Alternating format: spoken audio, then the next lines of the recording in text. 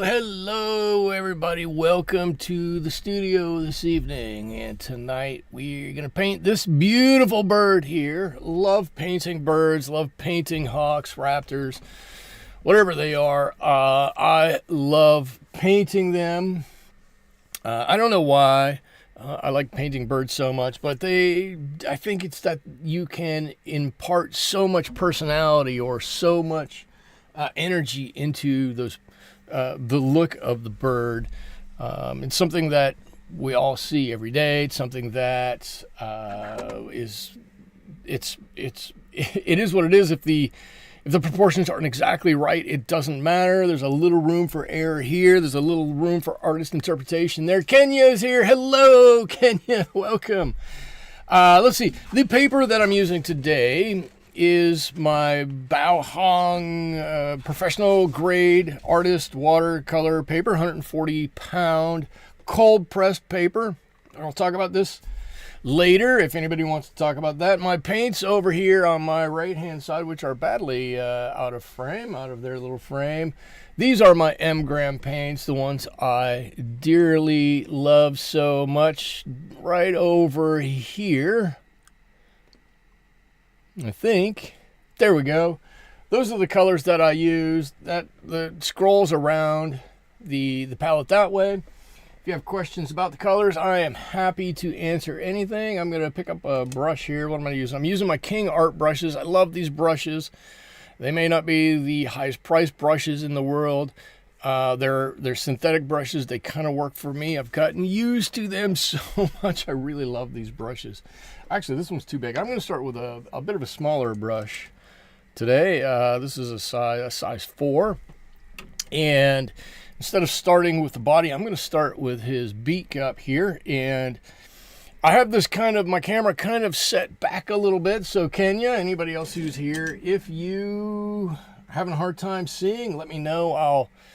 My camera's kind of a manual zoom, or I guess I could do it in software. Let me know and I'll pull that in. Dwayne is here. Welcome, Dwayne. Always good to see you, my friend. I'm going to start with this, and I'm just going to drop some yellow on here. The beaks on these are a little interesting. They have like a little yellow fleshy area on them, and then it quickly gives way to a gray area as it gets down towards the end of the beak. A fantastic little transition there. I'm going to drop some yellow on just to get some basic color on there. The same basic colors. I'm basically just using a cold yellow and a little bit of gamboge on here. There's not much to there. Tom is here. Hello. Welcome, Tom. Got a lot of people stopping in here. Welcome, everybody. The good news is I can basically use this same color on his legs down here. So I'm going to do that while I have the paint fresh on my palette. It's great to see everybody here. I hope everybody had a wonderful Easter time. You got to spend some time with family, if that's how you celebrate Easter.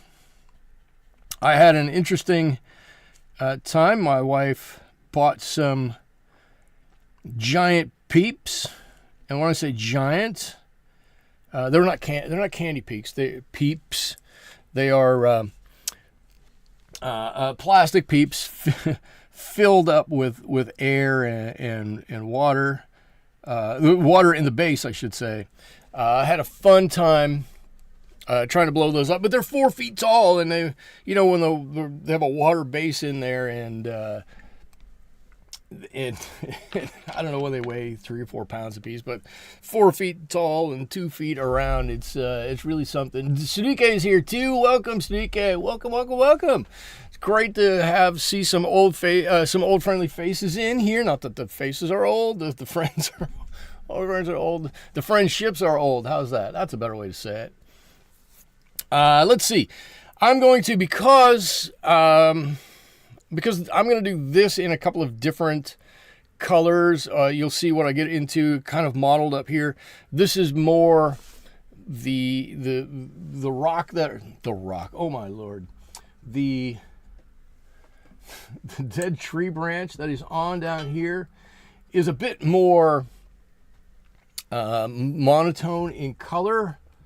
I'm gonna just kind of paint that all in one, and I'm gonna kind of find my color with a bit of this burnt umber, a little bit of sepia for some darkness in there, and some Payne's gray, and I think that's gonna give us a nice warm-ish gray color here on this dead tree, or on this tree stump. What I guess we just call it a log, a post. I'm not sure exactly what we want to call this, but it's got some nice warmer areas in here. So I'm going to start by dropping some color on here, and where it's not kind of the color I'm expecting, I'll just change it a little bit. We can totally do that. And there we go. Get some beautiful grays on, warm gray colors on there. Zika says, hey, Michael, no alien tonight. I have plenty of other alien pictures to go. I made a conscious effort to give everybody a little bit of a break from my alien paintings, but have no fear. They will be coming back. They were around the house, around the office, at work, and whatnot. They were universally loved. So I'm not going to give those up. I'm just putting them on a little bit of a hiatus. I've got some other ideas of what to do with aliens, or how I can portray aliens living here on Earth. I think it's going to be really fun. So they will be coming. Don't worry. On some Wednesday, when I'm struggling to find something else to paint, or what normally happens, I should peel back the curtain a little bit here. Not that there's much of any curtain to peel back in any way, shape, or form. But what normally happens is that I think about it over the weekend. What do I want to paint? What do I want to paint? Most of the time, I don't really come up with a good answer of what I might want to paint. And so I sit here at my desk on Monday evening. What am I gonna paint? What am I gonna paint? Do I have something? Can I find something interesting? Can I find something kind of cool? And I just start looking at pictures, and I'll scour a couple of different sites to try to find images that I think will be cool. Sometimes I call up my friend Chad, Chad GPT. You might have heard of him. Sometimes I call him up and I go, hey, can you help me figure out something to paint? And Chat GPT actually asks some interesting questions. And I come up with an image, or I come up with an idea, and then I try to find an image. So there probably are going to be a few times when I can't quite think of something to paint, and I will just pull out one of those aliens and get them out here, and we'll have some fun painting an alien in a little bit. Okay, so cool. Here's the basis for that. Where am I pointing to? That bit of log there, that post that this guy's sitting on. That post is, of course, leaning over like that. But I got some wonderful warmer colors in here, some darker browns, and Chad GPT. Chad G-E-E P-E-E-T-E-E. Chad GPT. That's his name. I'm not. I think he's Indian, maybe. I don't know. GPT. Could be. Let's see. What else? What can I talk about here? What can I talk about? I don't know. I'm having a pretty good week this week. I hope you all are having a good week. This is a good week for me at work, or a nice, relatively easy week for me at work this week. So I'm feeling rested and ready to do a painting this evening. I should say, I walked outside earlier and it was chilly, right? It was, it's certainly not cold, but we're in the low 60s right now. Chilly for here. We just came through some time where it was pretty warm. Last weekend it was really warm, and I put a this long sleeve shirt on here, my flannel shirt, and now that I'm sitting here in my studio, I'm questioning the wisdom of having done that. It's warm in here, and I'm thinking maybe I should have just stayed with a t-shirt or something like that. Not that you all are worried about my attire here for this.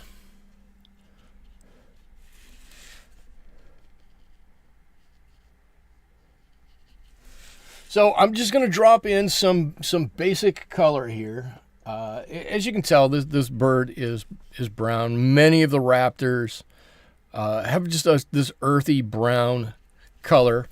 I do like to use this burnt umber. I think it's a fantastic natural color. I'm going to use mostly this burnt umber on this first layer, but we will be getting into some darker colors.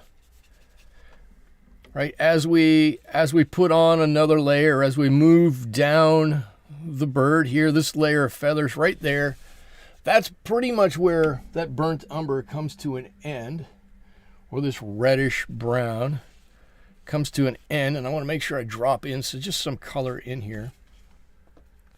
But as we go through here, I'm going to be putting in some sepia and some grays and some other colors to really help this pop a little bit, give it some more interest. And then, yes, on this one, I will be putting a background on here.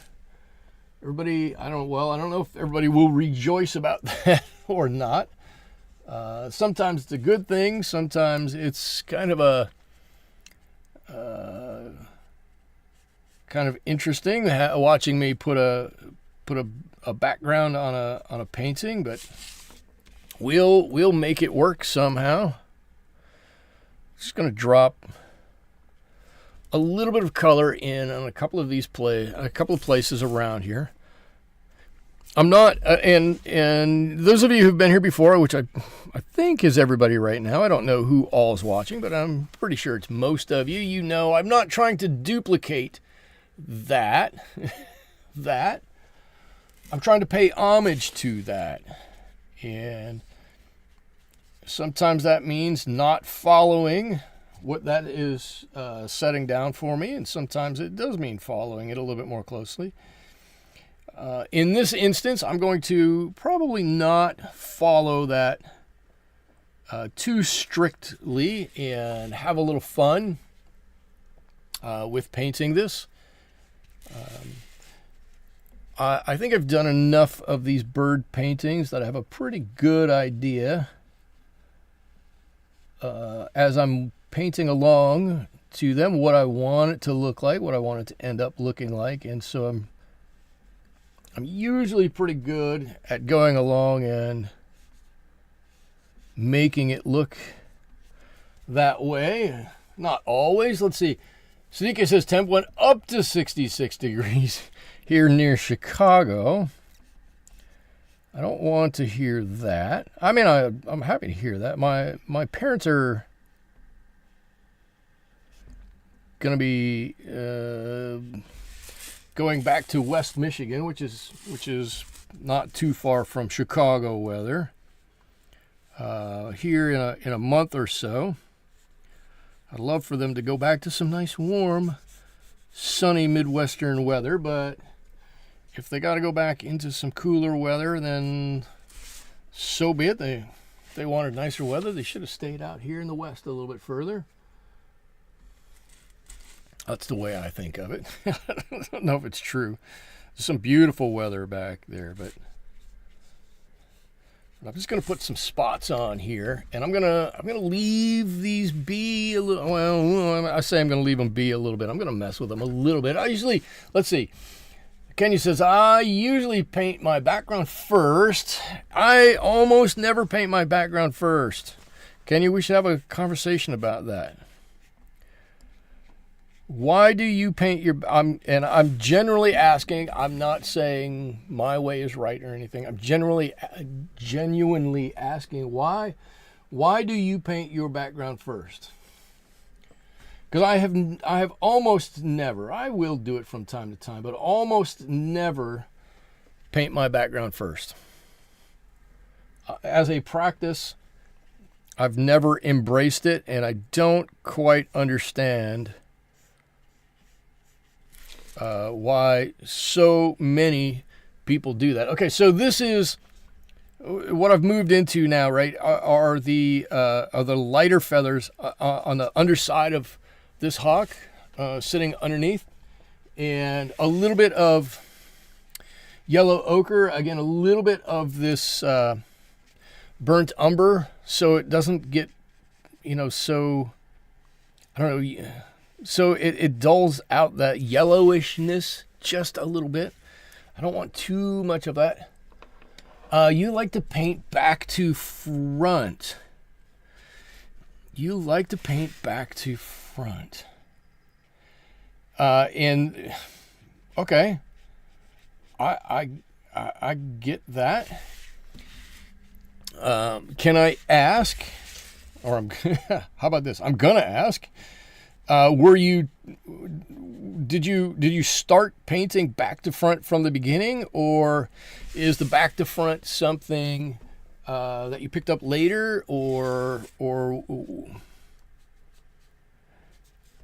because I understand that. I understand the desire to do that, but I've always questioned, well, not always, but in several instances, questioned why that is important. There are some very good reasons why it is important. If you're building, if your background is a little bit more intricate and you're trying to build up something, and you're going to be painting over something else, there's something with a little detail or something. I get where you would want that. Check out my background here. There's nothing in my background. It's a blurry mess, and I think maybe that's why I don't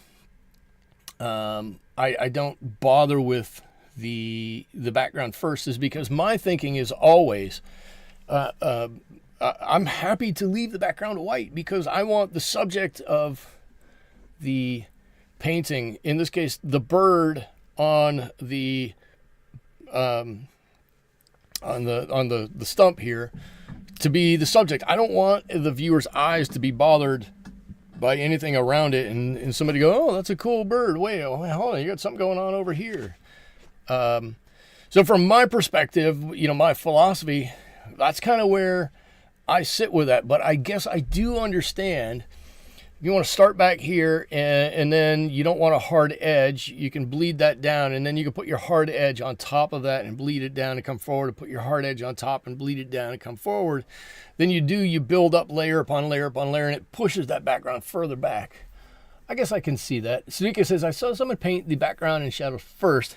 He said it helped him with values. Interesting. I learned that as a rule in college, and it stuck with me. I usually have more detailed background. Okay. So that helps me understand it a lot, because you all have seen me paint, and I typically eschew a background. Just go, I don't care about the background.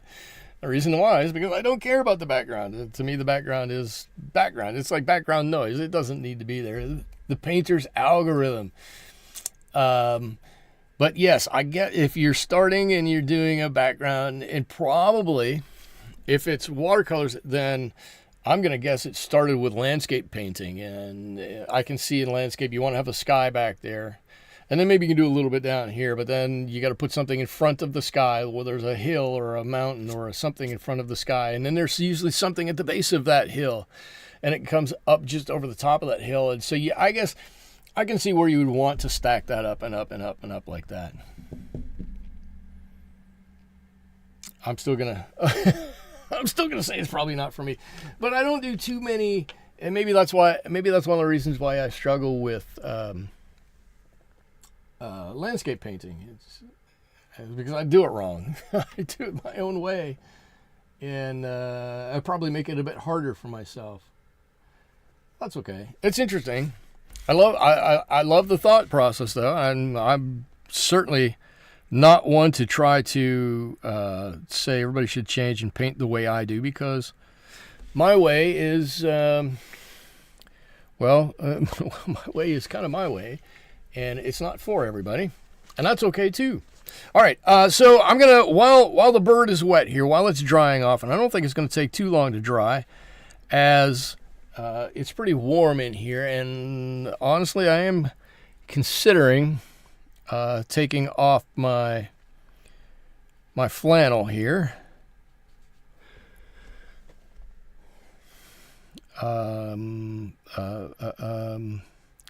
Then I'm gonna paint a lot of the yellow in this beak, or I'm gonna go back and paint all my yellow. Have I ever painted any paintings using gouache? I have. I have. I went out to, you'll be so proud of me. I went out to Five Below, bought my own set of gouache paints. And I paid $5 for them, and I did one painting with them, and I think they're in a bin over there somewhere. I've done exactly one painting with gouache. In fact, I think I looked at my gouache container, and it had grown mold, and so I kind of just set it down and never picked it back up again. And yes, I realize I'm terrible, and I probably shouldn't do that. But that's what we got going on. All right, somebody over here in I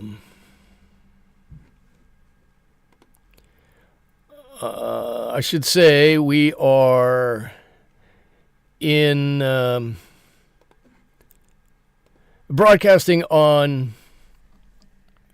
Twitch at the same time as we are here on YouTube. And for the life of me, I don't understand why people just put up, hey, you should go somewhere here and you'll get cheap views and whatnot, because I don't think anybody ever actually pays attention to any of that.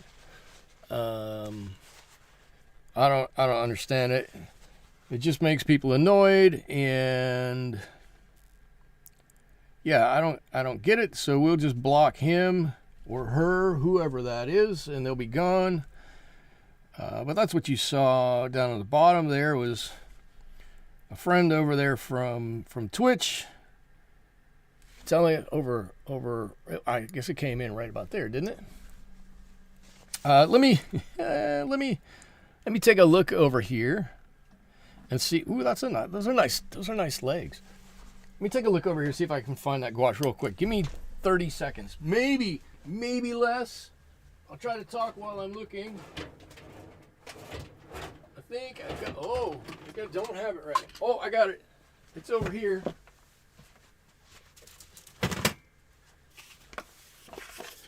Look, it came in this nice box. This is fantastic. Ow. Ooh, I did hurt my thumb though. Look. Oh, and wow, these were all full. Look at how much they've evaporated. They're all full, and 1, 2, 3, 4, 5 4 of them have mold on them. Yeah. There you go. My entire gouache career right there. I think I painted a banana. That was it. So, wait a minute. Dwayne, you watched a couple of gouache videos today, and so, okay, so then the question is, how did they go? How do they differ? And you say, yikes. That looks terrible. How can you let paints get like that? Well, I can because they're just gouache. They're just gouache. I am honestly not concerned about the gouache. But I do have, my white gouache here.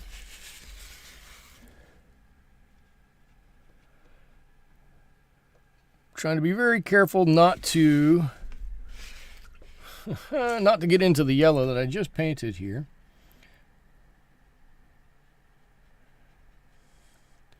But still start to flesh out the hood over that eye. Look, all of a sudden, now I've designated what I want that eye to look like.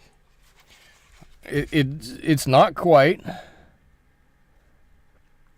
what that reference photo is, but now I've given him a partial attitude by putting that eye on like that. This really is the only gouache I use right here. This is gouache. Yeah, this is gouache. There you go, my titanium white gouache. That's really the only gouache that I use. And honestly, I don't think I miss a whole lot of not using gouache. I read somewhere that you can slow down gouache's mold using distilled water instead of tap water. Ooh, interesting. Dwayne says they were cool, but she said you will use a lot of paint. Interesting. You use a more gouache for the same effect, is what you're saying. So what you're saying is you use more paint. What I heard is, and I do this with my team at work all the time, let's play what you said, what I heard. What I heard was just stick with watercolors. just go ahead and stick with watercolors. Better. You'll have more fun with it. What you said was the indication is that you might use a little bit more color. Let's see. I don't think I've done up here with his beak. I want to add a little color on here. I don't honestly. I don't have any trouble with mold on my watercolors, and I really did not expect to have any mold on my gouache. So when I saw that, I was like, holy cow, what is going on here? And I think I just kind of closed it right back up and went, I'll deal with that at a different time. And to me, it doesn't look like it's gotten any worse. Everyone says, watercolors it is. Thank you. I agree. No, I don't think that has gotten any worse. So I don't know what the mold is really even growing on in there. There can't be too much to it. There's no water left in there. There you go. We got a nice bit of gray on his beak there. I wish I had a little bit more of a dip in the center here. Let's see if I can just pull a little color out. That's gonna look a little better. That's pretty small for you all to see. We're gonna have a little bit of work left up there, but it's getting there. Okay, and I got to decide what I want to do. I'm thinking about what I want to do on the rest of the bird up here.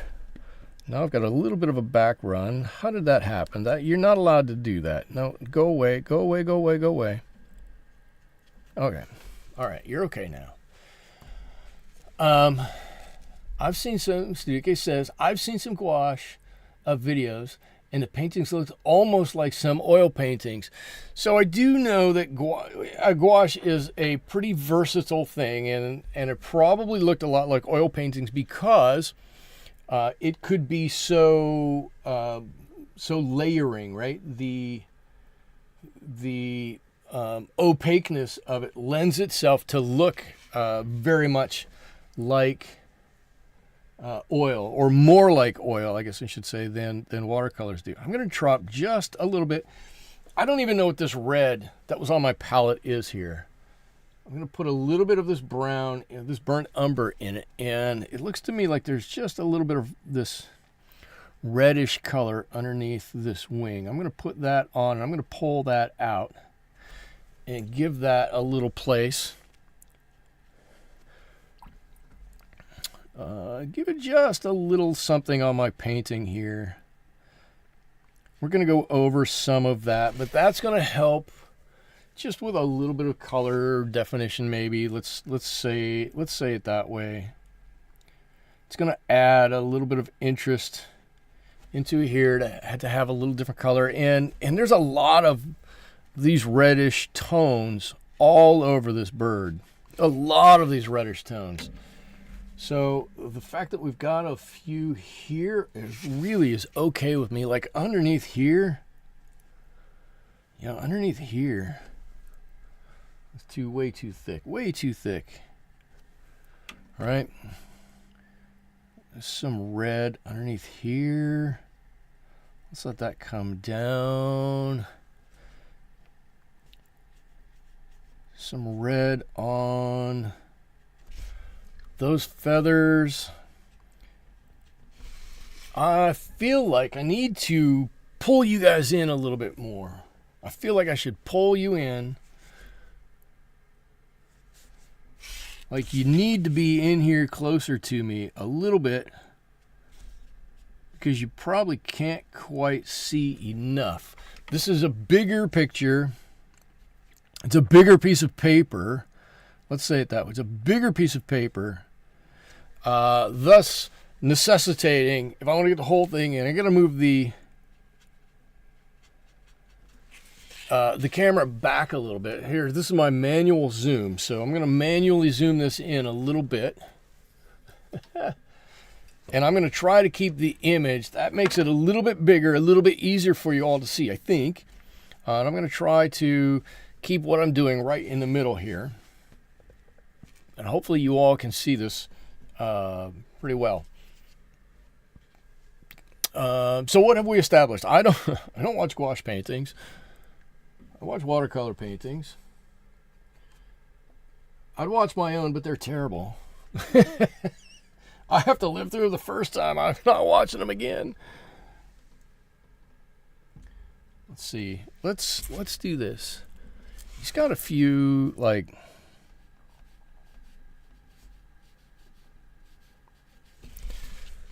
got a few little feathers that come off in there. Come on, there you go. I want to get a few of those on here because I want to darken up here a little bit.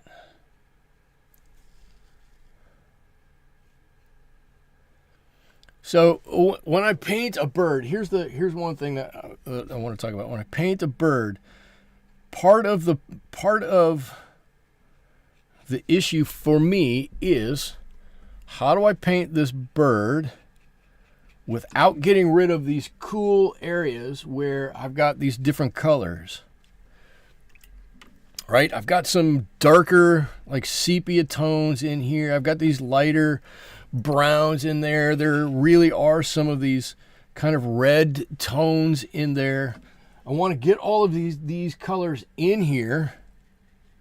But what I don't want to do is exclude any or paint over any.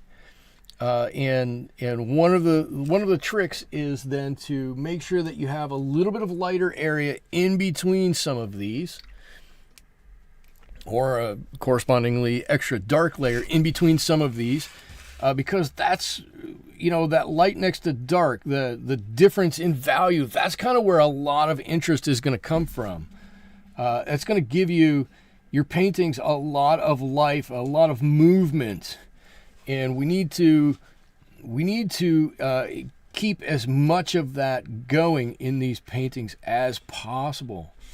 Just want to make sure that we don't kill some of that coolness, some of that watercolory vibe that we get going as we're painting this, right? So I can drop a little color over here, and I'm going to continue to pull some of this color out and blend it together. And like I said, I've painted a lot of birds over the years, and I've painted a lot of birds very badly over the years, right? You look at a robin and you go, oh, a robin, well, that's easy. The robin's just got some a red breast, and the rest of it's kind of grayish. And if you paint it like that, then all of a sudden you're going, whoa, this is totally not what I thought it was going to be. Something isn't quite right. Well, we've lost some of this cool movement and interest in here. Lady Hawk over on Twitch. Thank you, Lady Hawk, subscribed to my channel. Thank you for that. Unfortunately, I'm not sure what you get with a subscription on Twitch from me. I set Twitch stuff up many moons ago. There we go. I want to keep some color going. I don't want to get too much. I had some big spots of red in there. And I don't want to totally take that all the way. Lady Hawk, I do want to say thank you. Seriously, thank you for the subscription. It's because I'm a moron. Yeah, fair enough. My chat stream works for you posting things coming to YouTube, which is my primary area, but it doesn't go back the other way. So if you post something over there, I'll see it on the YouTube stream. I actually have a window for Twitch open too, so I'll probably see it there also. But we'll talk about it. There you go. No ads. That's nice. I enjoy watching you. I've been lurking on old vids. Cool. Thank you so much. So yeah, if you say something, throw it out, or you want to say anything, throw it out there. And if the crowd here on YouTube says something, I typically read it right out, so you'll hear what they have to say, and then I'll kind of act as the intermediary between everybody talking here. And in between all of that, I'm just going to keep right on painting, and I'm talking about what I'm doing here. So I don't even know what kind of a hawk this is, but I will say I did take a small bit of inspiration from this. I was out fishing on Sunday. On Saturday, I actually saw an eagle, but on Sunday, I didn't see an eagle, but there was a big, giant, red-shouldered hawk that flew right over top of me, and I would swear if I had caught a fish, he probably would have swooped down and taken it from me. He was that close. He could have done it. And just this huge, beautiful bird flying over top of me. And I kind of told myself at the time, I'm going to do another bird at some point in time. I didn't realize it would be today, but I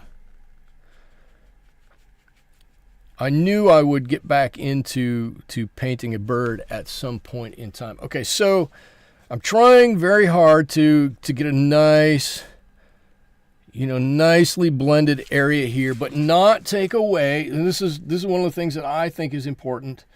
Probably nobody else in the world thinks it's important, but that lid over his eye, I like to leave fairly light. I want that to look like it's out over his eye a little bit. It's hanging out over his eye just a little bit. And so for me, I'm going to leave that area just a bit lighter right over that eye. And then when I paint that eye underneath, I can actually put a shadow on it, and it makes it look like it comes out even further. Just kind of a cool thing. And so I've got some colors on here, and anybody who's wondering, Lady Hawk, if if you're wondering, yes, I am moving my paint quite a lot. I do touch it. Sometimes it gets me in trouble. My paintings sometimes look a little worked. Looks like a red-tailed. It does look like a red-tailed hawk. It could be a red-tailed hawk or a red-shouldered hawk. It looks like one of those two for sure. I do, from time to time, spend a bit of time working with my paint, and it oftentimes gets me in trouble, and that's okay. It might look a little worked. But if we can only touch this while it's wet, we still get to keep a lot of the vibrancy here, and I think we're going to be okay. Now, I got the top half of this bird still wet. I'm going to come down, and I'm going to work on the post that he's sitting on here, and that was what?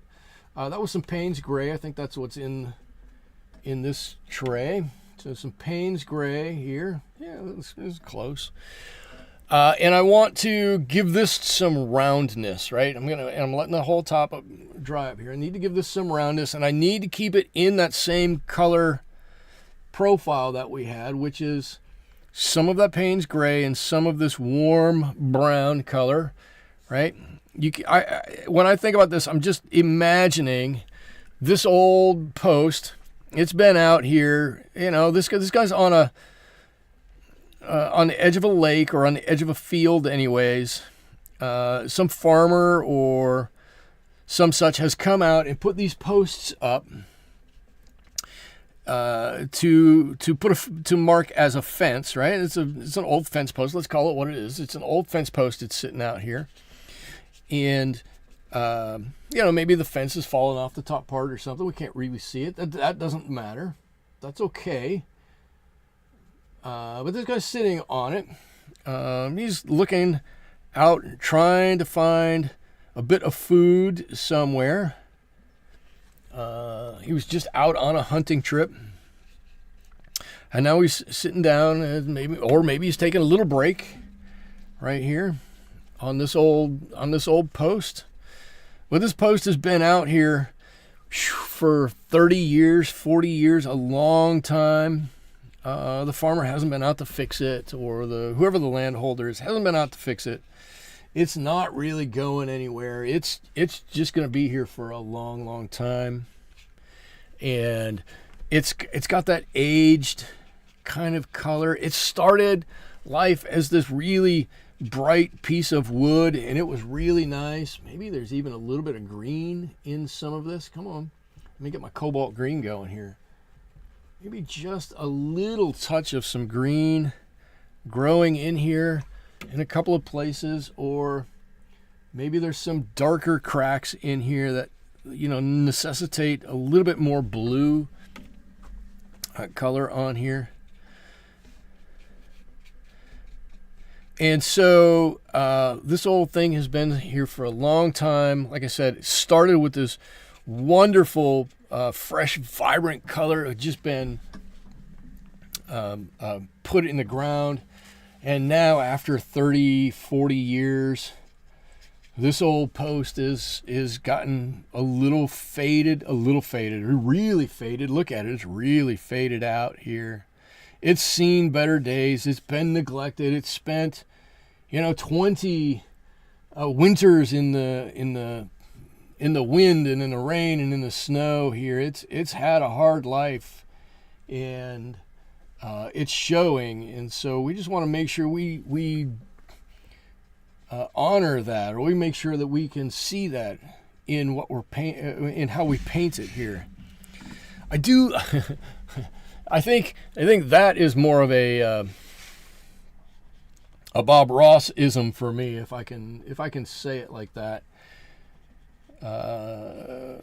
I do like to make up stories about the things I'm painting, right? This old bird, he's got a story too. We'll probably get to that. We'll tell that story.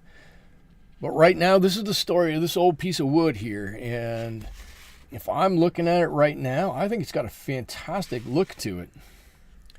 A little bit of green here, a little bit of other colors there. It's starting to look really good. And I'm really getting warm here.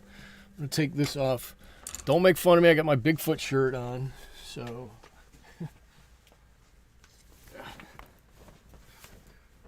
there we go. I didn't look at the thermometer to know how hot it is in the studio tonight, but it must be warm. All right, cool. So I think that's got a good start to it. We got that knot that's coming out there. We can see it. We'll draw some of the cracks and crevices on here. We'll actually do some extra with the crown up here, but while the outside is damp, I don't want to do anything with that. I'm going to come back up to our bird here, and I'm going to mix up. To me, this always sounds a little funny.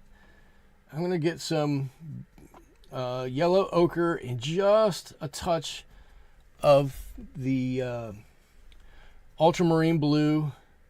I always think it should make something that's more green than it is, but it doesn't.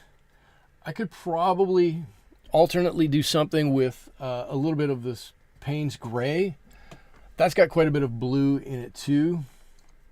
But I just want to get something that's a little bit darker. It is Bigfoot riding a unicorn. Where's my? It's one of my favorite T-shirts. It is Bigfoot riding a unicorn. I wore this to a company outing one time, and I got some fairly strange looks. I went, well, you know what? It doesn't matter if you like it or not. I think it's fantastic. And it is. It's pretty fantastic. All right, so I want to make sure that our color underneath here is a bit darker. Right, we got some shadow coming underneath that wing there. A little bit more of this color. Maybe some of this Payne's gray in there. Ooh, that's nice. Right, and trying not to put my hand in what we just colored here. It's a little too dark, so we're going to lighten that up just a bit. Put a touch of that red in it if we need it.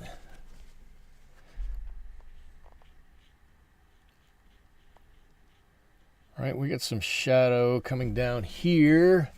Natalie's here. Hello, Natalie. Welcome. Great to see you here. Great to have you back in the stream again. Hope you had a wonderful Easter. Hope you got to get up and see the grandkids for Easter or something like that. That would have been fun.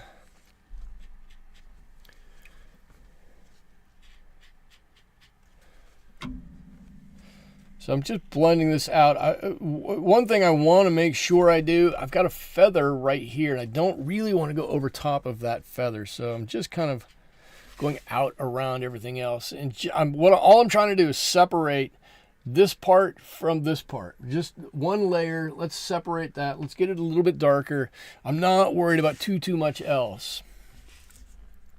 And then back here, this is a bit darker back here, right underneath the tail. I'm gonna put some color back here too. I'm trying to be a little bold with my colors. I don't need to be crazy with them, but I'm willing to add some colors here.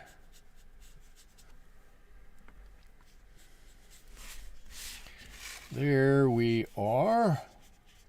I think that's going to look good. It's got just a touch of red in there. And back down here, I just want to make sure we all know this is in shadow. This is going to get a treatment on the tail back there where there are some stripes and whatnot back there. Natalie says, no visits to grandkids. Oh, okay. But you're going to see them in May, which is not very far away, which is going to be awesome. And let me get a little bit of this color here. Whatever this color is, I'm going to put it down here. Right? This leg, I almost said the hair on this leg. The feathers on this leg are a little bit darker. So we're just going to put that on there. Cool. And now we can see that that's pushed back. These feathers in the front are way up in the front. I probably should do a little bit of color. Give me some of all of this stuff. Let's just throw it all in here. Let's just throw it all in here. It'll work out. I got some color that comes up here. This is going to help differentiate this bit of front leg here. Well, it's just a bit of front leg, no big deal. As opposed to the back leg that birds have, the front leg. Once again, I'm demonstrating my vast knowledge of anatomy by calling these front and back legs. The leg that's more forward towards us. Okay, cool. So we got some cool colors going on here. We got some cool modeled textures going on back here. We do need to make this darker. Most of this wing is darker. Down here, this is going to be quite dark on the tips of these wings, so I want to make sure that we've gotten that way. Why is, oh look, door is all the way down by me. Why is my screen is not set up right or something here? There we go, that's better. What are we going to do? What are we going to do? I'm going to, first of all, I'm going to make sure this is a little smoother than it is. And that's going to be fine. And then we're going to come back up here. That's dried out. Get a larger brush, and we're going to try to push our colors back down this way a little bit. Again, doing something similar that we did here. Not covering everything up, enhancing the darks and lights, and we'll slowly move down the bird this way. So some of this umber color, let's get a little pool of, well, that's going to be a lot of that. Ooh, that's a lot of that. Come on off of there. My sepia, which is the darker brown that you're seeing there, oftentimes comes out so much quicker, right? It re-wets faster than most colors. You get more on your brush in a shorter amount of time, and it's so easy to overwhelm everything if you're not being careful, which I obviously wasn't. Let's see. I'm trying to think what is going on around here that we talk about. It's a good thing there's nothing going on in the world right now that we need to talk about. Nothing more important than watercolors anyways. I mean, let's be honest about that. Watercolor is probably the most important thing going on in the world at the moment. So we're going to focus on that.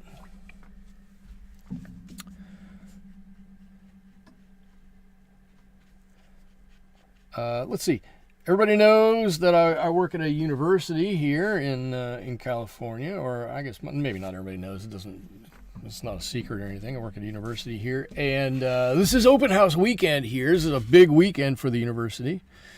We're probably going to temporarily double in size with all of the parents and whatnot coming in for the weekend. So we'll go from 24,000 students to 40,000 or so on campus this weekend, which is going to test everything that we know on campus. But that'll be fun. And one of the things we do on campus here that's pretty interesting that I probably don't do everywhere else is we have our own rodeo.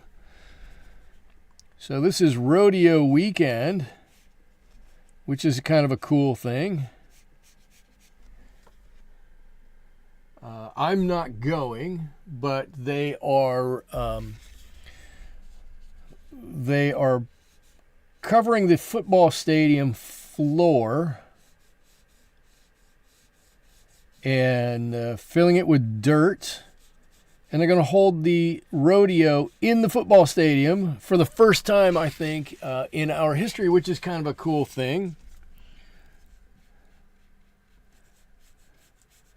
So I am actually pretty excited about that. That's going to be a cool thing to see.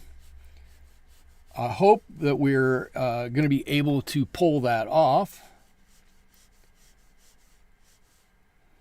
But I'm honestly just a little skeptical about it, but it's going to be interesting nonetheless. And I believe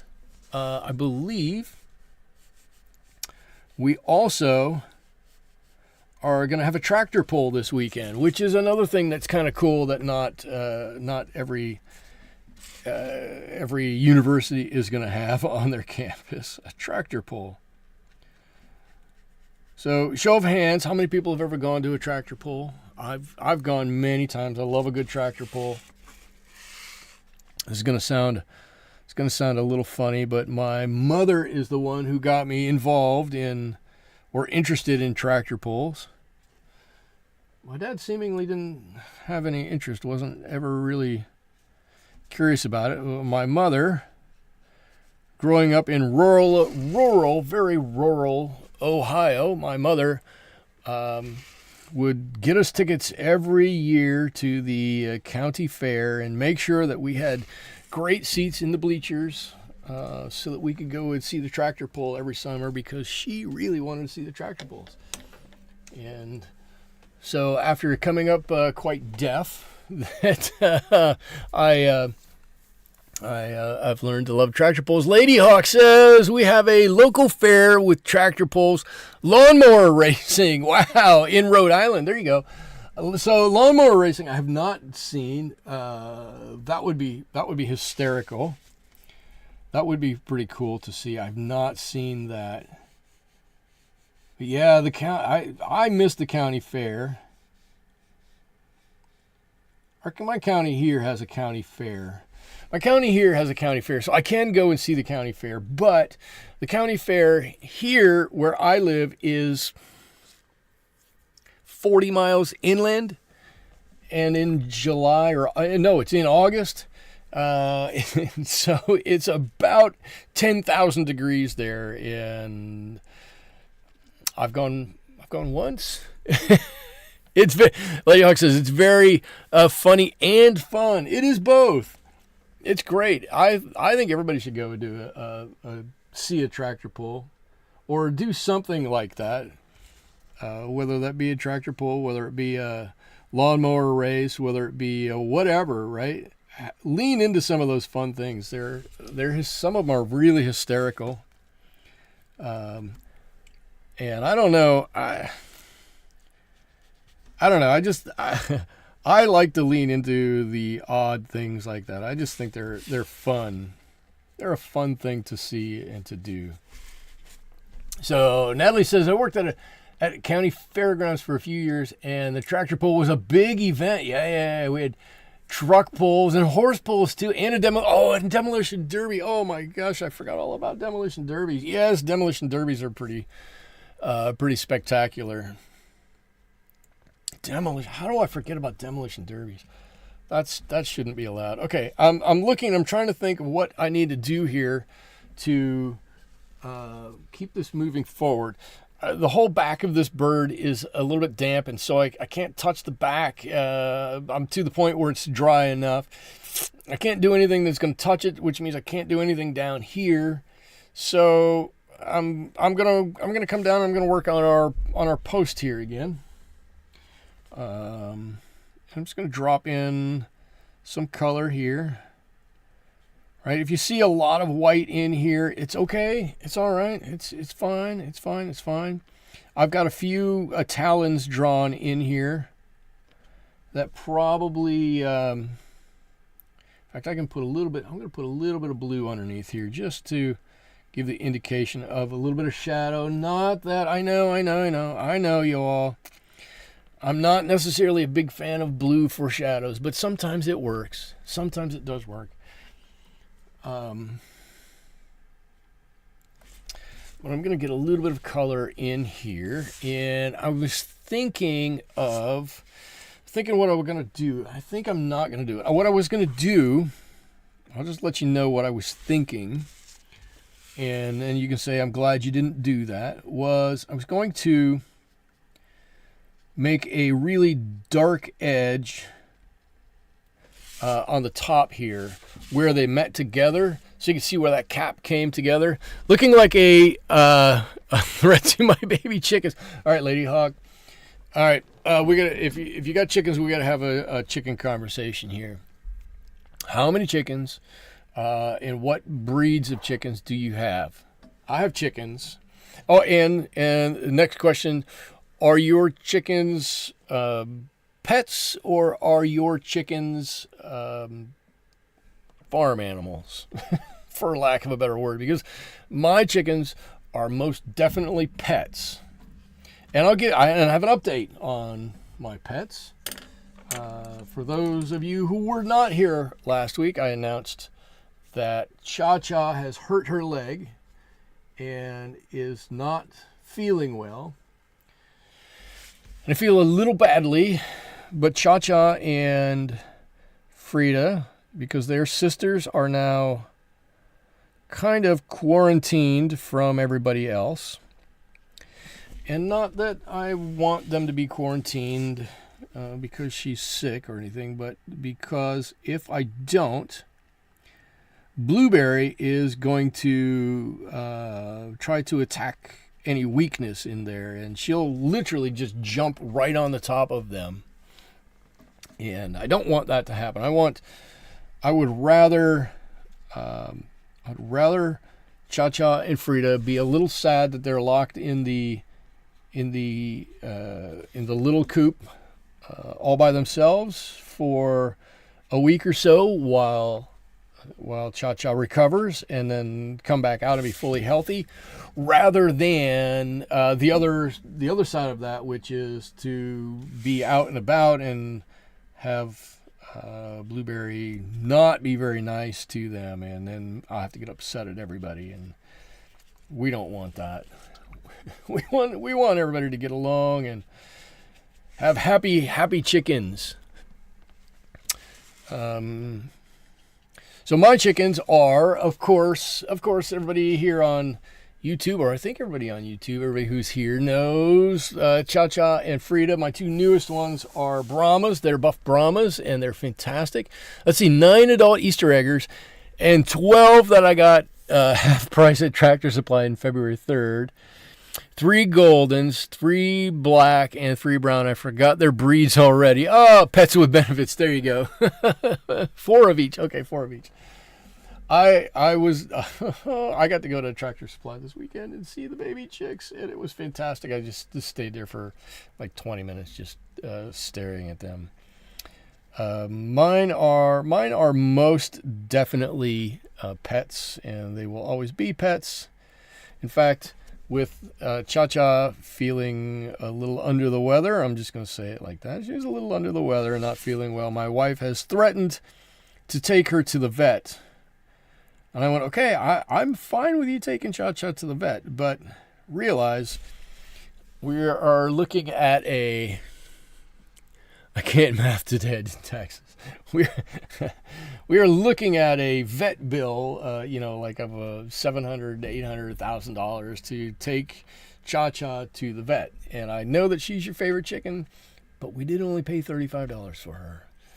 I'm not saying, but the math is kind of off a little bit there. Having said that, I grew up on a farm, and I'm much more willing to say something like that than my wife ever is. And if you're watching, I didn't say that. Take her to the vet. Please take her to the vet. Okay, and who are my other ones? Blueberry, of course. Blueberry is a blue Moran. Betty is what is Betty? Betty's a barred rock. I love Betty. Betty's my old lady chicken. They all have old lady names, but Betty's the barred rock, and then Dahlia is a mystic onyx, and it's just kind of a crossbreed of a number of breeds. Okay, so what I need to do now. And yes, I'm continuing to stall a little bit. I'm going to get some color mixed up here. And now I need to really, you see I'm going to show you, where's my pointer? I'm going to show you here, and then I'm going to let you see the bigger picture. Right? We've got all through here, right along here, and then all underneath here is shadow area, right? So I've got some shadow area here, but I can really add some more in this area. So let me let you see this picture a little bit bigger, and you can see what I'm talking about. Along the right-hand side of this bird, there's a dark shadow area, and we need to get that in. We've got to have that area be darker. It's going to set that side of this hawk into the painting a little bit. I think on our right-hand side, on our left-hand side, which is this side, we've got some nice darker colors. We might still want to enhance that dark a little bit, but we need to get a few darker bits over here. So what we're going to do, we've got a darker mixture here. And as soon as I said we don't want to mess up our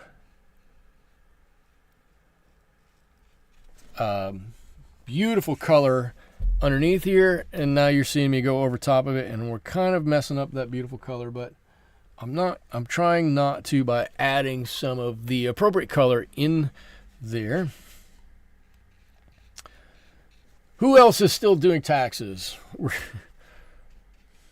Anybody want to admit to still doing taxes? One of the worst things that we do. Taxes are terrible. I'm still waiting for somebody to tell me. I fill out my taxes every year and I send them in, and then you're going to send me a note that tells me I did them wrong. Why? If you know that I get money back or I owe money before I even start all of this, just let me know so I don't have to do it. We can save you the hassle. We can save me the hassle. We can just kind of square up. Just let me know what it is. I guess maybe my taxes aren't maybe as difficult as other people's. I guess that the moral of the story is my taxes are pretty easy. I haven't, Kenya, I haven't started. I'm imagining that hawk has a grasshopper on its beak. We are having swarms of grasshoppers this year. I'll tell you, or in its beak. Did you say on its beak or in its beak? A grasshopper in its beak. That sounds better. Yeah. If you got loads of grasshoppers, I would be willing to bet that this guy would be willing to take a big bite out of one of those. I'll bet you. Cool, got some beautiful color there. I have like 3 adults that look barred. Okay, cool. And 3 that are beautiful red with fluffy cheeks. Fluffy cheeks. Okay. And a pretty white girl who survived an attack by one of my dogs. Oh! Yeah, we tried to get a dog, and there was a small chicken fiasco almost, and we didn't. The dog didn't make it. The dog had to go. Yeah, you know what though? That's kind of a cool thing about having, I'm going to say chickens, but pets in general, right? It doesn't really matter what the breed they are. All we care about is, are they good-looking animals? And sometimes not even that. But do they have a nice personality that's going to make you owning them and their life a better or fun or enjoyable to you and to the pet? And I'm to that stage with my chickens is that I'll try to get chickens that I think are going to have a really nice personality. But I'm going to get ones that are, in general, friendly and want to come and be around you. And maybe they don't want to be picked up and whatnot. But they're going to be nice to look at, and they're going to make some beautiful noises, and they're going to be fun to have in a yard and whatnot. Okay, so here, I just forced the top of this a little bit more, right? Just give it a little bit dark so we know kind of where that edge is at. It might have gotten a little too dark here. I'm not going to sweat it too much. Take some of that color out. There we go. Now we can just see where the edge of that is, and if we make any other marks up here on the top, then that's going to be bonus. But look at it as a piece of wood. That looks pretty good. We didn't spend a whole lot of time on it. It already looks really good. Now, are you drying quickly? You're not drying as quickly as I want you to dry. I want you to dry more quickly than that because we got a lot of other stuff to paint here. Let's see. Let's get some of this more mix going here. So, Lady Hawk, you have like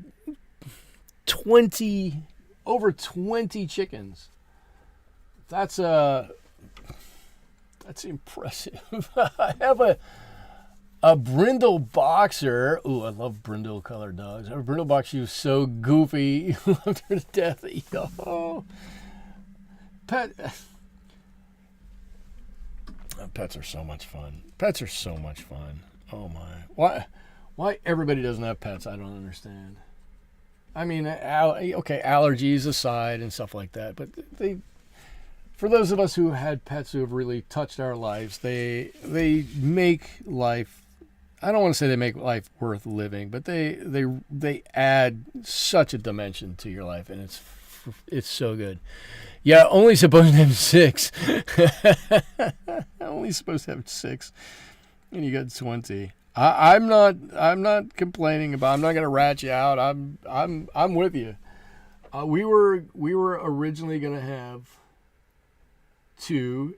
Oh, we originally had 1, and then we're like, well, you can't have 1. You gotta have 2. I think you should always have 2 of any animal, so it has a friend. So then we got a second one, so we could have somebody to play with all day.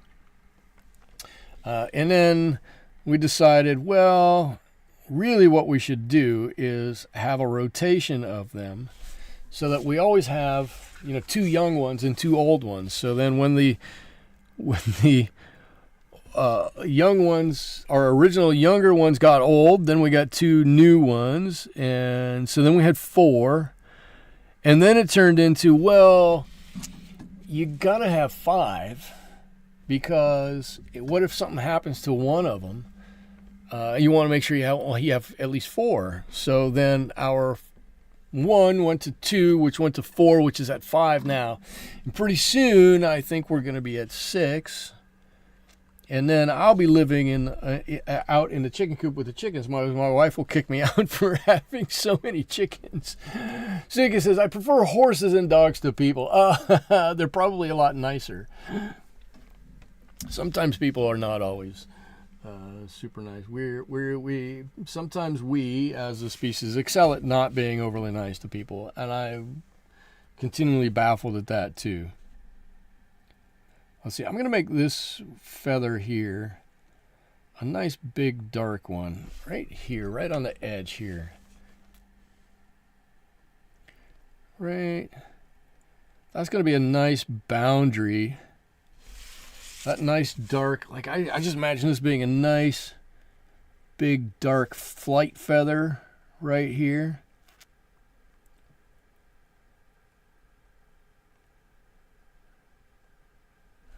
There you go. Oh, just a nice big dark feather. So when it spreads its wings, that's one of the wings.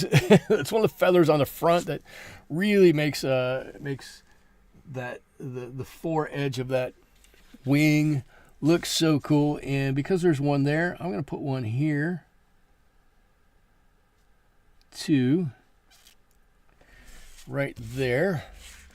There we go. 21 chinks. Chickens, cats, and a 20-foot koi pond. 5 cats, and it's, wow, you've got a starts of a whole zoo. Holy cow! I'm not laughing at. I'm laughing with or for. I think if I had more space, I would have more pets. Have more pets and less wife. So it's probably good that I live on a small plot of land. Probably a very good thing that I live on a small plot of land. Okay, so what do we need to do now? So he's getting there. He's looking very good. No kids. So I have filled it with pets. There you go. A perfect way to fill up the space. If you don't have kids, pets are a great thing to fill it with. All right, I'm going to take our color here, and I'm going to kind of make this match our dark line here. Right, we've got some darker areas underneath here.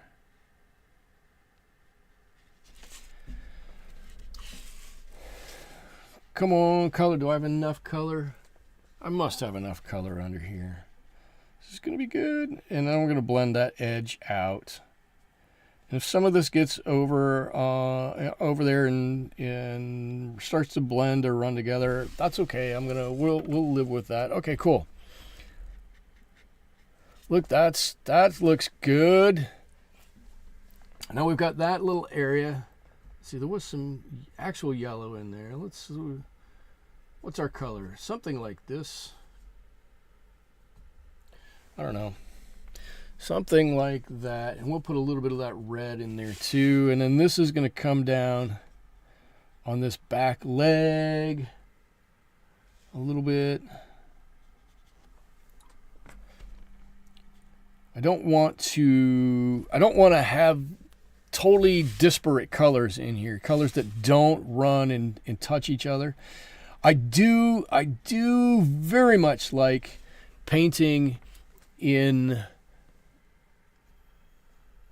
smaller areas. I do very much like cordoning off my painting and saying, this, I'm going to paint this area, and then I'm going to paint this area, and then I'm going to paint this area. But sometimes you do need to paint larger areas. And so now we can see we do still have kind of this, I'm going to say this, the stomach area, the chest area here, and our back leg back there. Their colors are slightly different, so I think we can see the difference. And then our front leg up here with all those beautiful feathers on that. And so that's wet, that's wet. What's our head look like? I like the eye up here. Normally, I do like to leave a little bit of really light space around that eye, and I didn't do that on this one. I didn't draw it in, and so I didn't do that on this one. I think we're going to be okay with it. you know what I want to do is I want to give an edge to this beak. Watch this. Let's see if I can do this. An edge to this beak. That's too red. I want the color on the side of this beak to match the area of it, to match the dark on here. So let me do this. I'm going to show you what I'm talking about. And a little bit up on top up here. It's a very small area, so I know it's going to be very difficult for you to see it, which is why I'm going to lift this up for you and let you see this. And really, this got a little oranger than I wanted, but that's okay. That's all right. This is just my interpretation of this, so it can be as orange as I want it to be. And honestly, I think that when this dries out or hangs up or whatever, you're never going to notice. But look,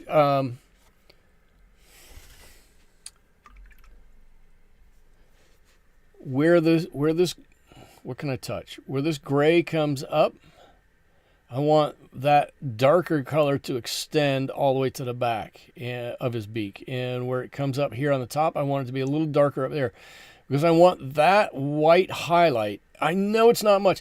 This is not the biggest bird, but if we were just doing a portrait of this bird, like this head totally blown up, you would see this. Where the light is on that beak, that has to extend up into that yellow, up into that fleshy area, so it all looks like it curves together. It has to all curve together, or it doesn't quite work out right. And I think we've got some of that. Okay, what else do I need to do? We've got some work to do over here where the feathers come down. And I'm going to do a couple of little things here. I'm going to just get some of this very light. I'm not going to add any extra color to this. A very light mixture here, because I'm not going to put in all of the feathers in here. I just want to give the indication of some of the feathers. Right, so I'm going to take and I'm going to make a line of feathers through here. Right, here's one here. Here's one up here, and I'm just going to very lightly, look how light that is, very lightly put on some of this color so you can see that. Right there, I'm literally defining the feathers as we're doing it right here. Just oh, there you can just see it right there. Very light colors, very, very light colors. I don't want to overdo it because I don't want to go into, oh, there you go. Look, you can see it there. I don't want to take away any of the coolness that's underneath there. So I want to leave that as transparent as I can, which means I have to go light, but I do want to put a couple of feathers on there, and I'm going to do another one of those down here. Let's see, what else do we need to do here? We've got some color that we need to put at the end here, right? So let's do this. There's like a line that comes here.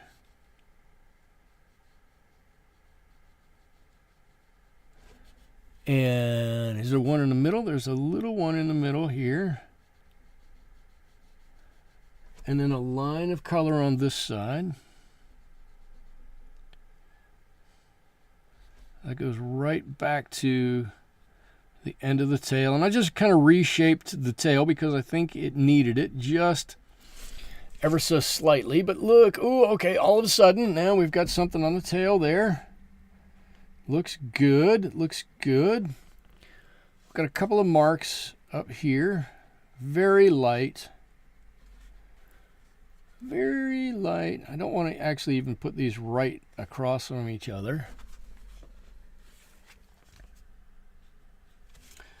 And if we get a little bit of this reddish mixture into this, I think we can get a few A few color lines. Actually, I need to mix up a little bit more of this, whatever this is. So it's a nice color. Let's try a little alizarin crimson. I'm going to throw a bunch of these reds in there. There we go. That's a nice color. We've got to define a few of these colors up here. There's one.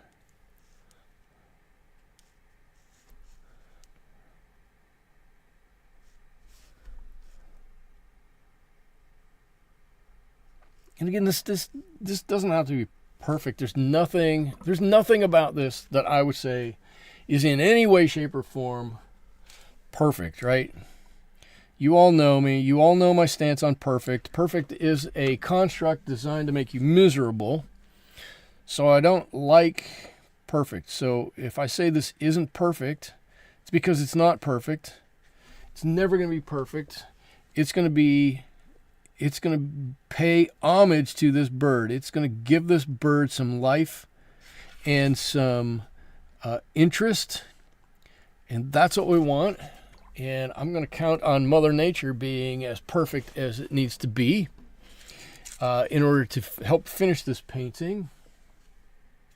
Whoa, I just touched a wet spot there. I don't want to do that. Let's try not to do that. Some of this red. Now this red's got to come down a little bit. Have to blend it out a little bit here and there. Cool. Now we've got some red that's starting to come down. We've probably got some more of these spots that we need to put on in a couple of places.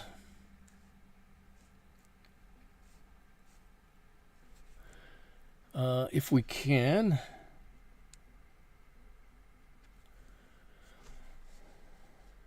I can't put red down there. That's brown down there. And we've got some nice red-ish areas up here. I can't put any spots on up here until that dries. So we're kind of stuck there for a second. Now's a great time to come back down here and do a little extra work down here. Now I always do this, and I always make this a little too strong. And I'm going to try to not to do that.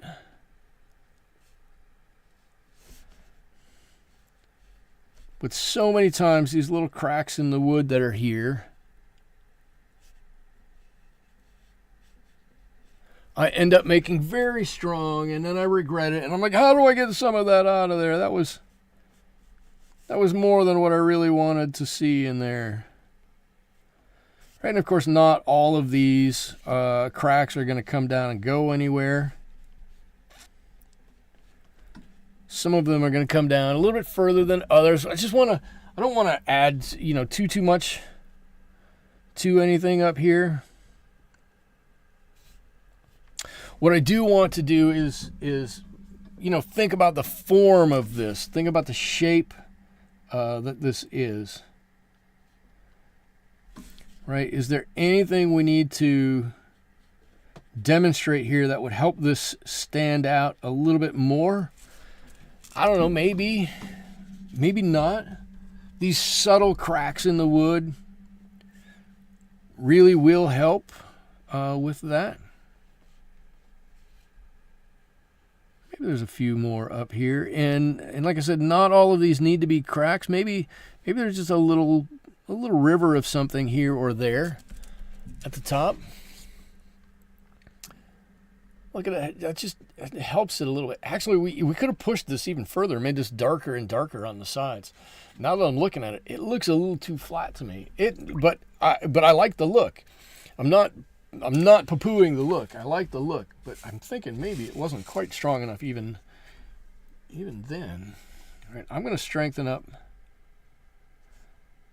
our leg feathers here just a little bit. I'm going to put a background on this, so I want to make sure I have these feathers defined before I do that. And again, this is where I can put these feathers in, but I need to make sure we don't touch anything or blend it up too far and get in the way of something else, because that would not be cool. So I'm gonna make that into a whole nother feather right back there. Let's just do that. Had a line drawn there and didn't do anything with it, and so now I've got a whole nother feather right there. Come on, give me a little bit of color.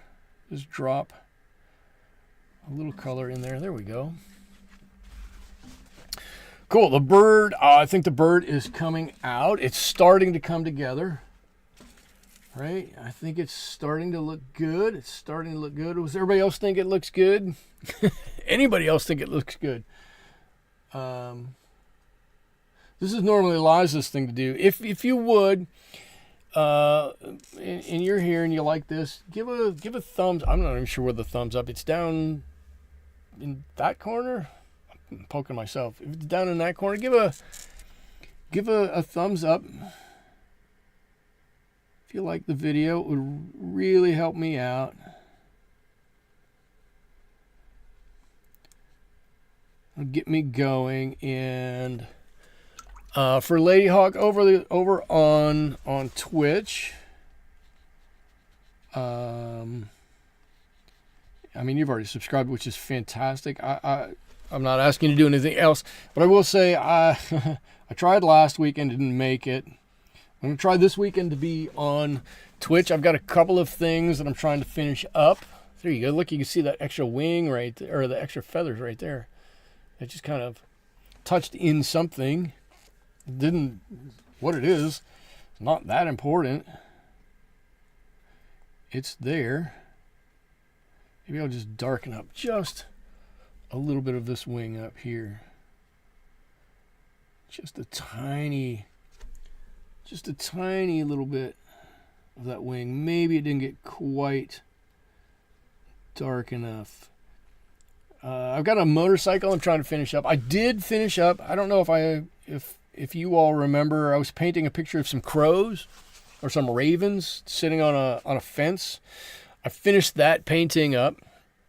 That has now found its new owner. And I think the new owner is happy with the painting. We'll find out here in a couple of days. Dwayne says looks great so far. Thank you, Dwayne. It's getting there. It's getting there. It's getting there. I think we're to the stage now where we can just have some fun and play with it. Now, the image, as I see that image, the eye is a little bit more red than anything else. So I'm going to put a base color of red down there. This is mostly maroon perylene. But I'm going to start with some of this red. And I can already tell you I want to dip a little bit of neutral tint into some of this. That neutral tint will tone it down a little bit. But leave some of that red tint there. And then we'll be able to come back and get to that in a minute or two. I'm going to make a nice, somewhat thick bit of black paint here because I've got a few toenails I need to paint on. Right, I've got one that is right here. I got one that is right here. I got one that is right there. Three that I know of that I can see easily in there. I want to make sure that those are on there. Let's see. Here's one of the paintings I'm hoping to finish up this weekend. It's it's a toucan, and it's black. There's a lot of black on it. I got a ways to go on this. Probably, if I had to guess, maybe another hour and a half to go on this. But I think I've got a good start on it. I've got a couple of pet portraits that I need to get going on, and of course I've got a motorcycle, and I've got some. Well, I've still got the truck that has human hands, arms, as instead of wheels. I've still got that one I'm working on. I've got a few that are in the works. And of course a lot of alien paintings that probably need to be painted. A few alien paintings. I think the alien paintings are going to be popping up for a long, long time. They make me laugh, and I'm looking to find some other kind of mashup paintings to do. All of a sudden, YouTube is telling me I don't have enough bandwidth, and I don't know why, because I haven't changed anything. Doesn't make sense to me.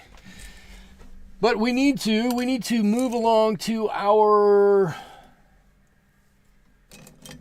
What's my biggest brush here? A 10. Look at this giant brush. You know what? Let's not use... I don't know. What do you want to see me use? I got a Da Vinci Casaneo brush here. That is a size 10. That to me looks smaller than my Dana mop brush. That's a size 5. You guys have any interest in seeing one or two of these being used? I'm going to go with this one. Or, I guess, if we really want to be aggressive with our background, I can use my Rubloff, I don't know, what is that, 2.5 inch flat brush? Something like that. It looks as though I'm getting a little choppy. Am I getting choppy? I have the feed feeding back to myself, and it does look like I'm getting a little choppy. You know what? I'm going to do this. Let me take this one. We can cover a lot of ground very quickly.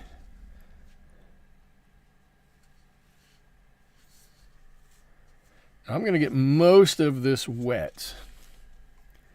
A tad choppy, just a bit choppy. That's weird. Why all of a sudden? Did somebody get home in my neighborhood and turn on their internet? And it's, at my time, it's 8:30. I think my youngest hasn't come home from school yet. My oldest has been home. Nothing has changed there. I don't know what's going on. It's a mystery. It's a mystery. But my internet often does that. And then it's going to come back and be perfect for the rest of the time, which is the other interesting thing. I did a full upgrade on everything. My system is here, anyways, for as much as it is fully upgraded. I went to Windows and got every update I could find. I went to the manufacturer, got every update I could find. Everything should be, from my end, relatively fine. Neighbors, it's always the neighbors. They're terrible neighbors. I don't know what they're doing. I blame it on them, even though it's most likely just me. I can't take the blame for it. No, I'm going to blame somebody else. It doesn't. I guess it doesn't really matter.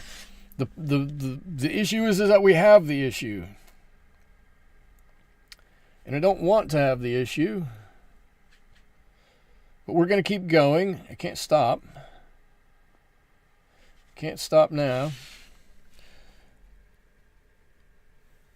I'm just doing a background and probably not doing a good job with it anyway, so it'll be fine. I find that, does anybody else paint skies? I find that the cobalt blue and the what's the other one I have here?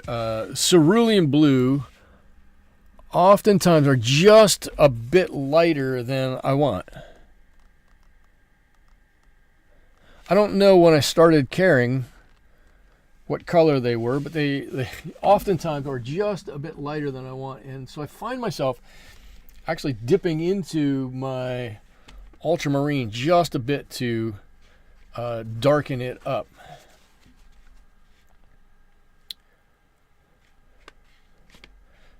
But I'm going to try not to paint the entire sky a constant color here. I do want a few darker areas. I do want a few lighter areas. Just like I had on the bird itself, I want some of that interest in the sky. I just want it to be lighter and less in your face. But I think that's an important thing, even for me who doesn't do a whole lot of backgrounds and whatnot. I do think it's relatively important that when you do it, you provide enough interest in that background. And I know I'm twisting and I'm turning a bit. I promise it's going to be over soon. Well, it still hasn't come back. So disappointing. I'm calling whatever company I have as my internet provider. Whoever it is, they should at least know.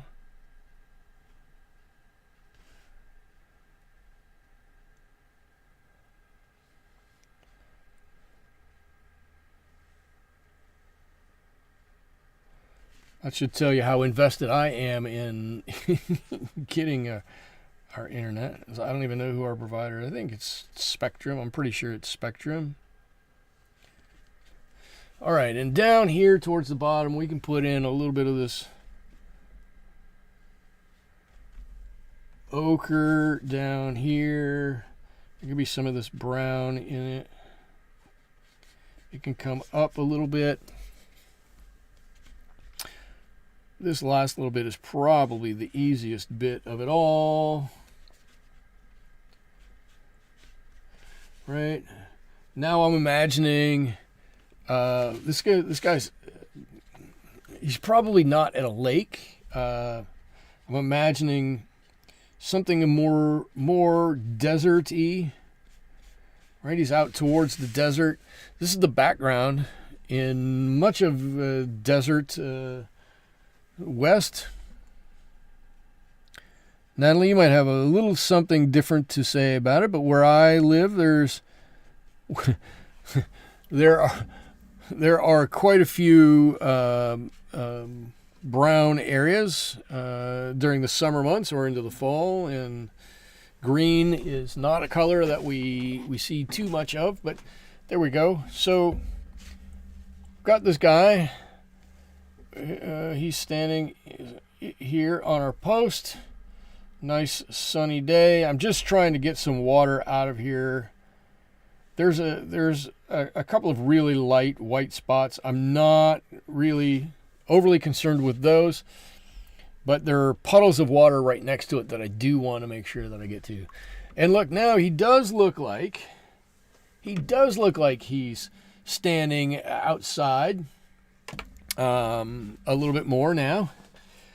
You can now envision him being outside under the sun, standing on this, whatever we're calling this post.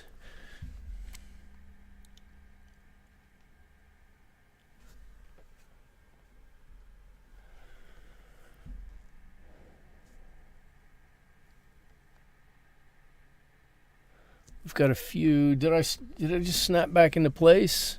Nope. It didn't. I thought it was going to there for a second.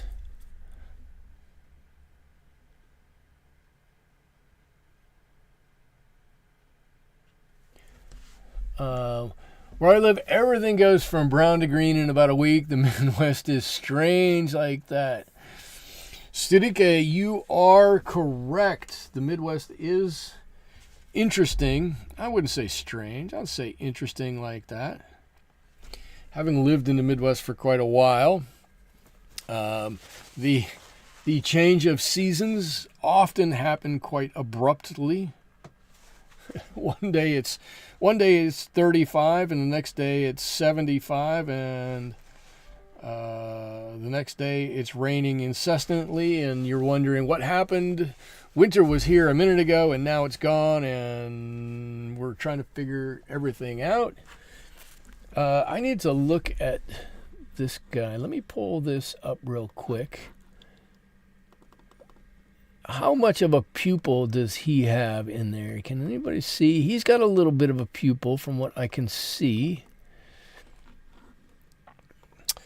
I think what I'm going to do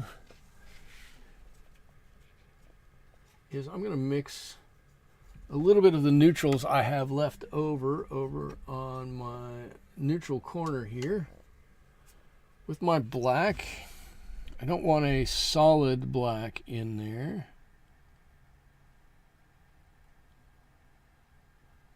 I'm going to give him a nice big pupil in there. I'm going to let that dry for a second, and I think I'm going to give him like a little line underneath part of his eye. And yes, of course, he's going to have a highlight on that eye, still yet to come. But we're getting close. We're getting close to being done on this one. I will admit to being quite a bit disappointed with the stream quality in the second half here. Lady Hawk, how is it over on Twitch? Is it twitchy? Is it gotten bad? How does it look over there?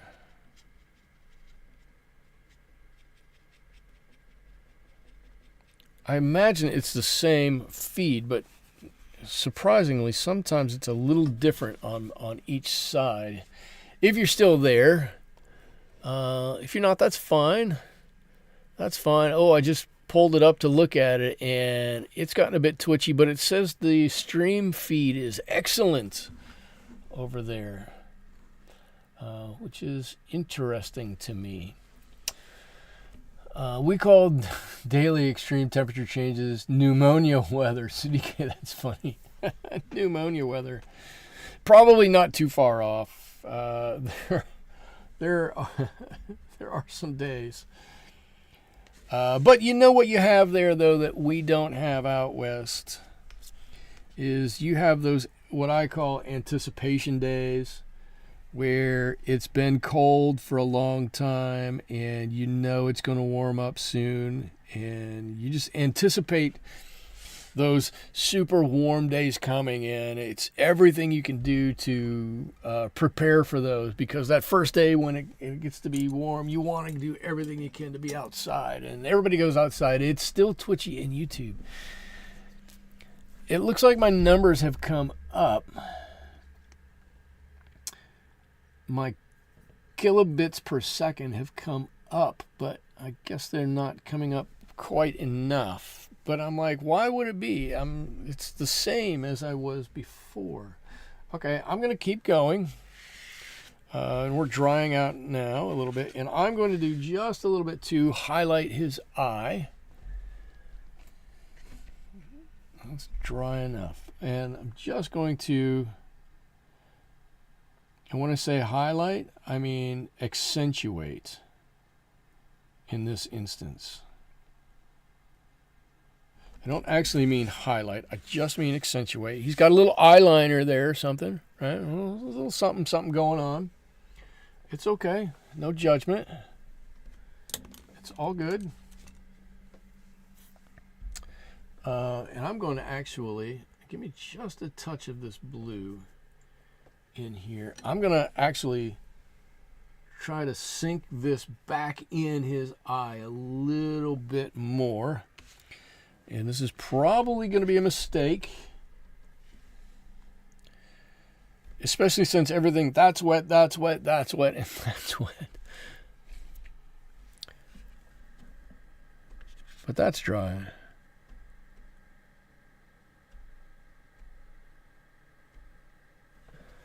Yeah, that could have been a better line. I'm so worried about smudging things. If I darken right around that eye a little bit more, it's going to make that eye stand out.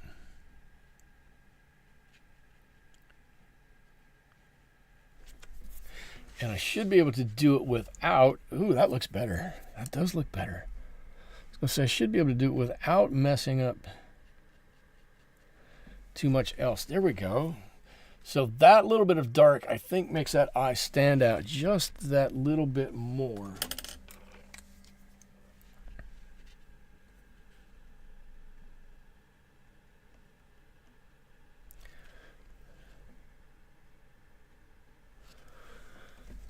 Oh, you know what else he needs? He needs a nose. He doesn't have a nose. How can he breathe? He needs a nose.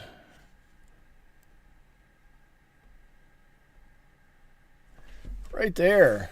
He didn't have anything there. If the temperature reaches 30 to 35 degrees, people start running by the lake while wearing shorts and t-shirts. It's exactly what I'm talking about. When I grew up, that's what we did. Sunika, you know all about it. When it starts to get warm up, people get crazy all of a sudden. Nobody knows what they're doing. It's utter mayhem. What I really want to do is I want to add some more of this red, but I think I've missed my window. I want to add just a little bit of extra dark red over here doing this. But if I don't do it, I'm going to look at this tomorrow and I'm going to go, why didn't I do that? I just think we didn't quite hit our mark here. And I can leave this a little messy up here. And that's okay. But it needs a little bit more. It needs a little bit more something. I think that looks better. I think that looks better. Better.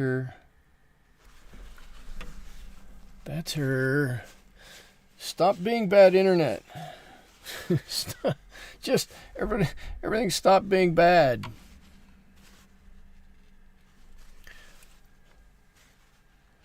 I don't want to be the get off my lawn guy. I just want to be the stop being bad internet guy.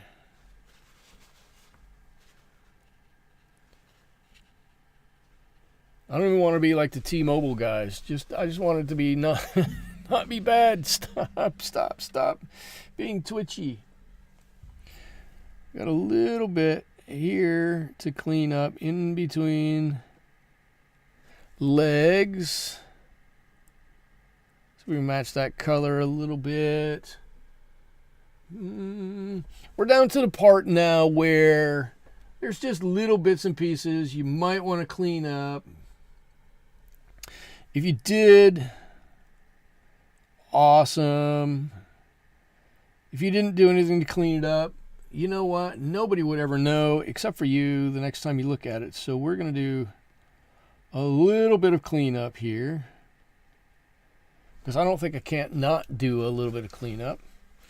And by the time we do this, everything's going to be dry. I'll be able to set my hand down here again. It'll turn out fantastic. See a little bit more color down here on the bottoms of these legs, these toes. Looking really good. Do I need to put any more color on the center of this bird anywhere? The tail's okay. The tail's a little light. Honestly, I would love to. I'm going to say, honestly, I would love to. Why don't I just do it? Because it might make everything a little too dark. But the reference photo, it's pretty dark. So I'm going to do this. Right? Everything from here over should be slightly different color.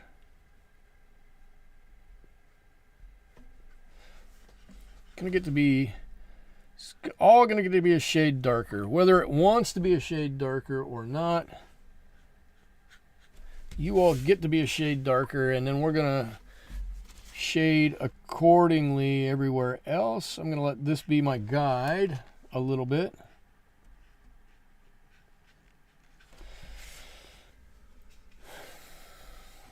Underneath here, this is completely the wrong way to do this. I totally understand that.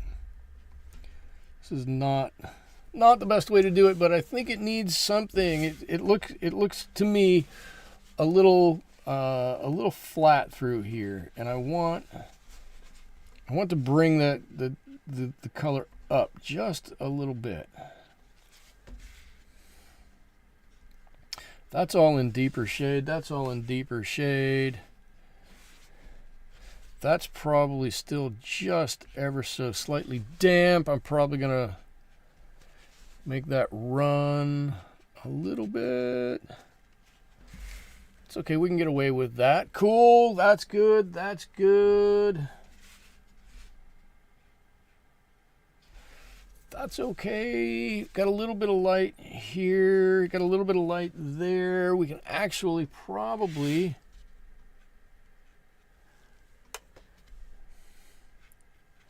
give a little extra color right down here.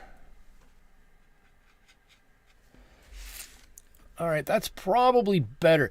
The colors are a little off. It is a little bit yellow, a little bit ochre-y, a little bit more ochre than probably we want, but it'll be all right. Of course, it'll be all right. We're giving it opportunity to be just fine. It does mean we have to redefine a few colors down here, though, but with it being wet, we're already done with it. We're done with it already. How about that? That was actually pretty easy. So I like the colors. I like the colors up here. Now's when Kenya says it's looking great. Now's when we can really start to separate everything. So now's when I really start to play. I hate to say it like this. Now's when I really start to play. I'm going to look at this and I'm going to go, where can I make this different? What can I do to this that is going to, separate this out? What's going to give me a little bit more bang for my buck when I look at this? And we've got this separation of feathers here. I don't care to put all of those feathers in there, but I want that shadow in there to give that little extra differentiation. I wish I had more going on over here. There's just not a lot going on there. There's not a lot going on in the reference photo, which means there's not a lot going on here. So I've got to live with it a little bit. I do like the way the eye looks, right? Still red, looks a little mean. That eyebrow ridge, the brow ridge there, really sets a bit of attitude for him. I actually could take a little bit of that out. Maybe I'll do just a touch more of that out. I don't want you to be angry. Oh, I don't want you to be angry. And give me some of this gray from here. Oftentimes going right towards the beak, the color gets really gray. So I'm gonna put a little bit of gray. I'll hold this up for you to see. I promise I'll hold this up for you to see. I know it's very small, and I should have picked a slightly better picture or more close up. I guess that's why I oftentimes struggle with the right picture, because I want it to be big enough that you guys see what I'm doing. Right, there you go. I just straighten this brow out a little bit, and I can actually go back with a whole, and I can do it in gray, or I can do it in blue, or I can do it in blue-gray.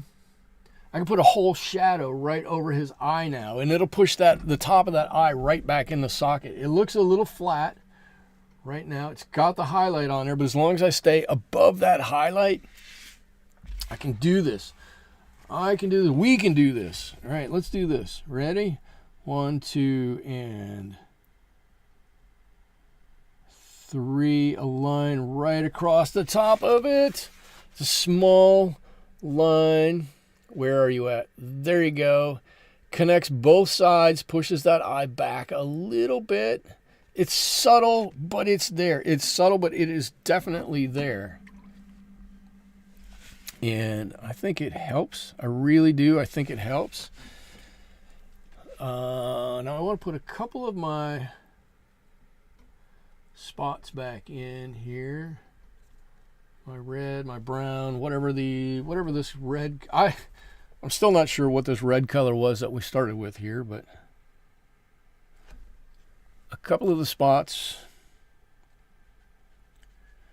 coming down here. Spot, spot, spot, spot. I'll go over a couple of these, hope to match the color a little bit better.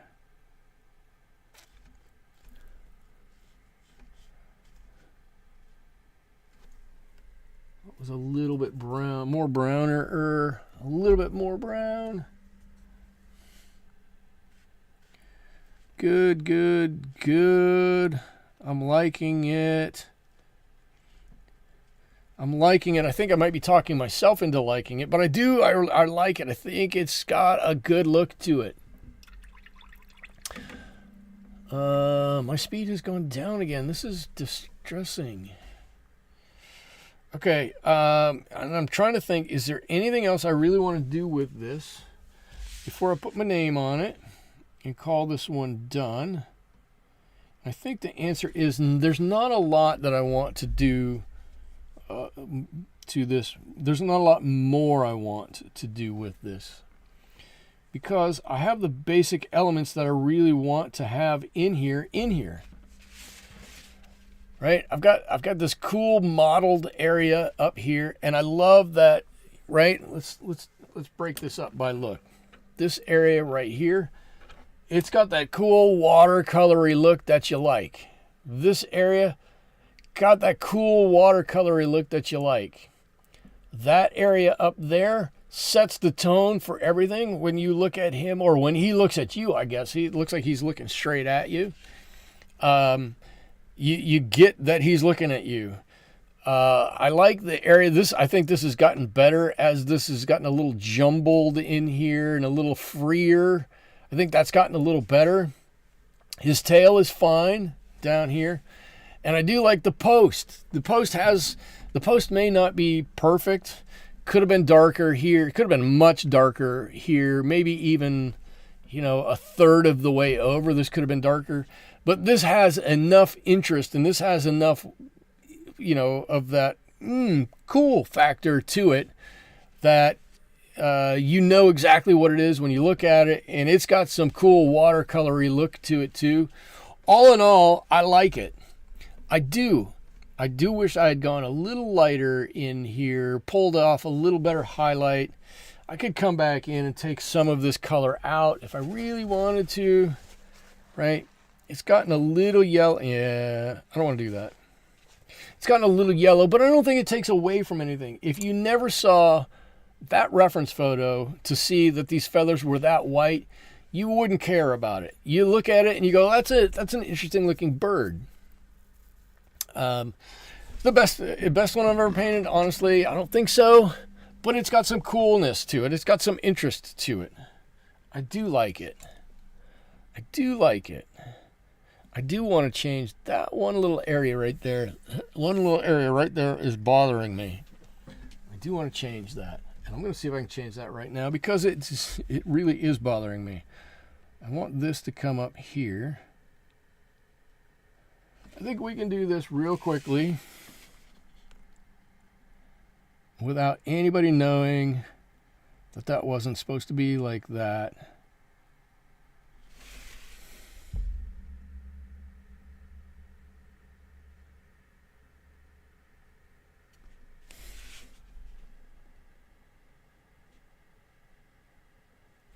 There, I'm going to leave it just like that. Okay, cool. I think that gives a better shape. Now, this whole thing, this, where's the one I point with? This will work. This whole area now slides up underneath that. That lighter area right there was really bothering me. So now his whole breast here, his whole chest, just kind of sticks out.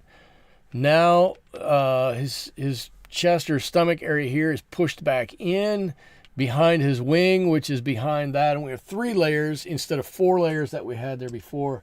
I think that is better. I think that makes it better. And I'm gonna sign it down here. And I'm going to run away before I make any other changes to it. See, because I love how the eye turned out. What you don't love is how the video is streaming as it turned out. I think the eye looks great. It is it's more red than I would want, but that eye helps him convey a lot of attitude in there. So for that, I think it's fantastic. Again, I'm a big believer in, or, a big proponent of making your image look like it has a lot of different layers to it, a lot of different colors coming in and out. Got all these watercolory colors here, dark next to light, next to dark, next to light, next to darker, next to lighter. All right, we've got this lighter area goes darker and darker still. So we have a lot of layering effects that really helps add interest to the painting. So even if your painting isn't technically, the greatest painting in the world, it doesn't matter, because you've got all of this interest in it, and you're going to look at it and you go, wow, that's pretty cool, which I think this is. That's all I've got for you guys this evening. I hope you enjoyed this. We're going to be doing more birds throughout the summer. If you have an interest in seeing me paint something, put it in the comments down below. Don't put it in the chat, because I'll probably miss it, but put it down below in the comments. And I'll see it down there. YouTube will give me a big pop-up that says you've got a comment, so I'll see it. I'm totally consider doing anything that you guys want to see me do. I'll even do Bigfoot riding on a unicorn. Would be a fun one to do. Might be more than one night, but it would totally be fun to do. If not, I've got a whole stack of things to do over here. I'm going to be back here doing this all again next Wednesday. Hopefully I will be on Twitch this weekend doing some more painting over there. Until then, wherever you catch me, I hope you have a great rest of your evening. I hope you have a great rest of your week. And more than that, I hope you can join me back here again next week when we do this whole thing all over again. Thank you so much. Bye-bye.